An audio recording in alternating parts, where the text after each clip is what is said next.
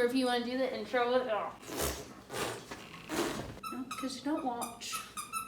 Murphy, can you not right now? Are you serious? Murphy, get it. What's up, guys? Welcome back to another episode of Roses, Rings, and Rez. What's up? Again. Yo, what's up?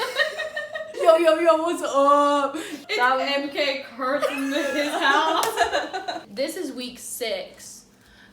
Murphy, do you want to come over here? Hey, Murphy. So we're on week 6 of The Bachelor, and we're already down to 6 girls. Oh my god. So we're in Lima, Peru, and we're down to like a bunch of one-on-ones and like one very small group date, obviously, because the group is like very, very small. And so the first one-on-one is Madison, and they had a good like day date, but then Madison was like, I need to ask him like the tough questions, which was about faith. And I don't know, the conversation didn't really go the way like if I were Madison I would hope for, because like she brought it up and said she wants someone who's like really strong in their faith to be like a spiritual leader for her and her family, like when she has kids and stuff. And then Peter was like, yeah, my faith's not that strong, but I'm willing to work on it. So that's where we leave that. And she stays, she gets a rose. And then we move on to Natasha gets a one-on-one. And this is Natasha's first one-on-one, and they're kind of both really excited about it. Natasha was at least really excited to finally get a one-on-one.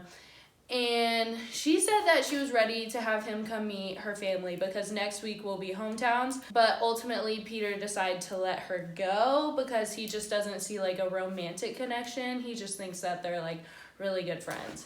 So goodbye, Natasha. And then the last one to get a one-on-one was Kelsey this week. And so when Kelsey had her one-on-one, they talked about like her family and... Hey, Morgan's filming your video. Sydney Blendon would like to make an appearance on YouTube channel. Oh my god! So Kelsey goes on her one-on-one, and the big question they were talking about during this is Kelsey's family and like who Peter would meet if he went to a hometown with her. And she told this really dramatic story of her family, her dad, and how her parents got divorced and all this drama. But she ultimately gets a rose, so she stays. Then we have a 3-on-1. And in this 3-on-1, we have Hannah Ann, Kelly, and Victoria F. Kelly is going into the 3-on-1 very confident because like she's a boss and she knows it. And she's like, these other two, she said Hannah Ann's a child, which she's not wrong. And then Victoria F was a hot mess, which she's not wrong. And so the first person to talk to Peter is Hannah Ann. And so Hannah Ann pulls out this list of all the reasons she decided to fall for Peter, and she dotted her I with a heart. It was very, very 7th grade-esque crush moment. And then Kelly goes and talks to him, and she's like, I'm just having like a really great time with you, and I want you to come meet my family, and I really, really like you, and I just want you to know that not all relationships have to be like complicated and hard, which they don't have to be. And Peter's like, yeah, well, is this more than just fun? All Peter can think about is the fact that she says fun all the time. And she's like, well, yes, this is more than just fun with me. And so then Peter goes to talk to Victoria F. Well, Victoria F literally just starts a fight with him. And she's like, why are you so moody every time you talk?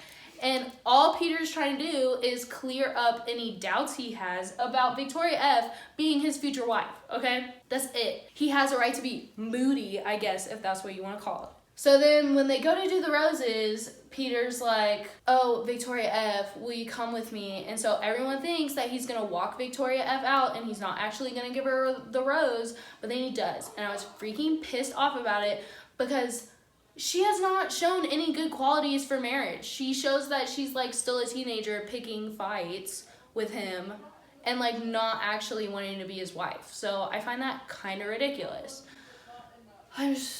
He cost me a freaking iced coffee, and I'm so pissed about it.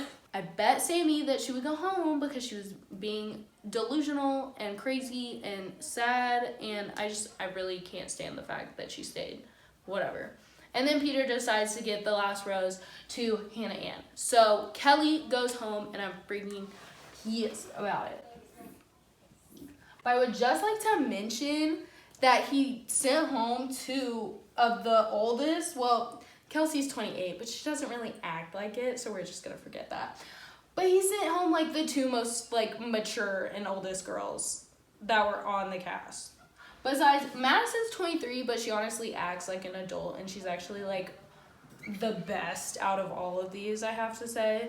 So props to her. Hannah Ann, still a child. Kelsey's kind of crazy. Victoria F is also very, very crazy. Oh my god! Anyway, these are the 4 we are down to, and now we're going to hometowns next week, which also seems like it brings a ton of drama because I think it's Hannah Ann's father isn't too happy when Peter says he's falling in love with her. Victoria F looks like she doesn't even make it to the family portion of her hometown with Peter because they get in yet again another fight. Kind of ridiculous.